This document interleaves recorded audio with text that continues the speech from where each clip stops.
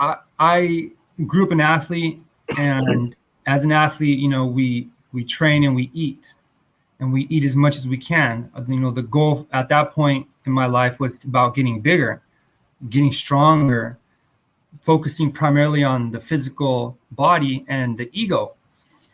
But despite how well I looked, I was 205, and I looked like a Greek statue, and it didn't mean anything because my health was so bad at the time. So it put me in a position where I kind of put up with symptoms. And I kept doing it until finally I wasn't able to put up with it anymore. And at this point, I found myself in the hospital regularly. I found myself on a bunch of medications, and there was not a solution.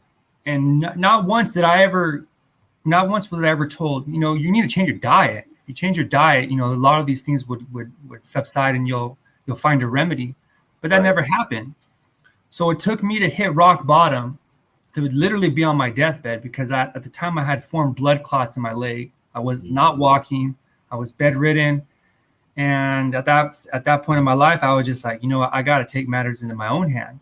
So I found the Mucusless Diet healing system. Yeah. But the first read, literally, I read the book and I was like, oh, okay, so I guess I got to eat less meat. That's all I took from it. And so that kind of opened me up to maybe I'm going to give up meat a little bit more. And then it kind of just gradually, I started to experience myself changing.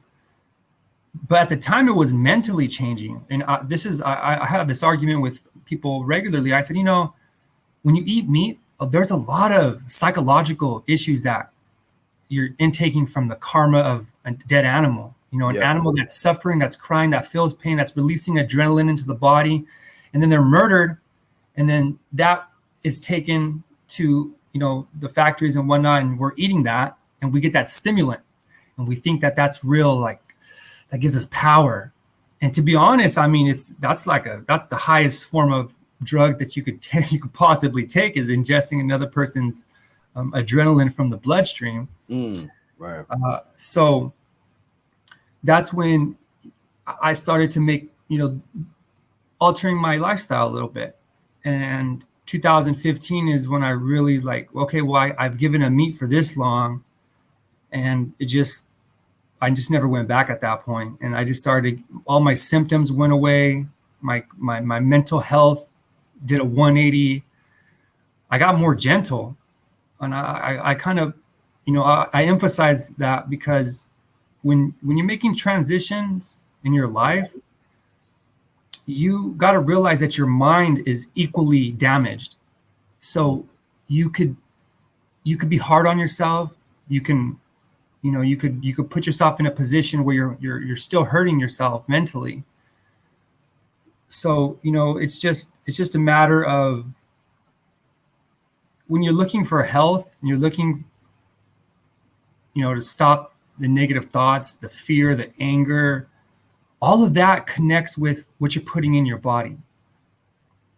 And I had that first experience that it just stayed with me from that point on. I was never able to go back. I was never the same person, but it opened so many other pathways of who I am today that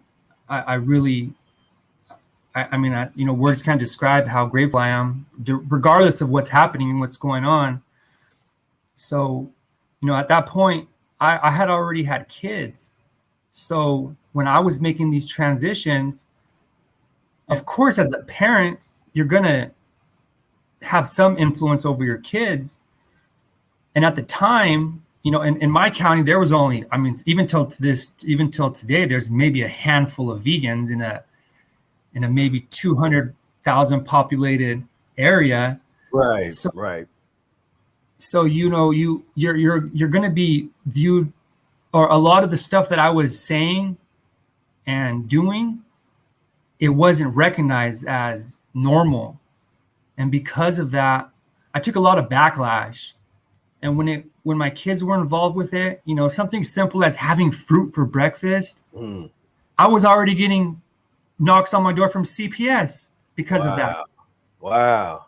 Because we're eating outside in the grass, knock on the door, CPS. You know, and that kind of, you know, that happened prior to my son, my youngest son, Journey, being born. So at that point, and it didn't register. I just thought, okay, well, they're coming. Someone did a call. They're complaining. They're going to check it, whatever. And I just brushed it under the carpet. Didn't really even consider it. But as I found out, as all this happened with Journey, it all kind of added up together.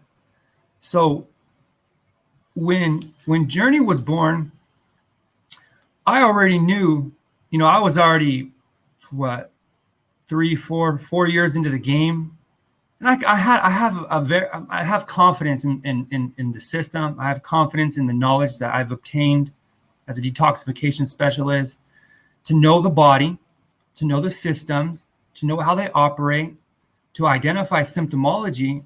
And there was a sense of, you know, working with people at this point that I wasn't uncertain of myself. So when we had Journey, I decided, you know, we're gonna have a home birth. We're gonna have him at home. At that point in my life, I was like, you know, we're not gonna get no birth certificate, no social security. And this is before I even figured things out. At that point, again, it was just that was a personal choice. The very first day that he was born, the very next day, CPS is at my door. So at this point, it was like, okay, how is this even? We haven't even publicly, you know, made announcements or anything. And so this is where I started to, you know, question, you know, who's behind this? It's got to be someone close. It's got to be someone that has the insight of my life on a very personal level.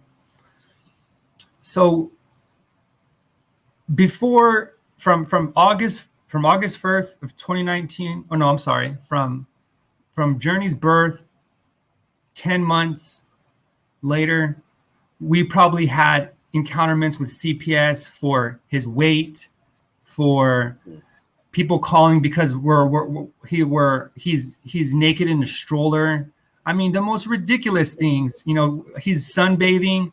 You know, it was just, I mean, the petty stuff that somebody has to be suffering and filled with mucus and pus and constipated to have to go out and directly attack someone who's living their own life. I'm not even going to say living a better life or a worse life. I'm just saying living their own life.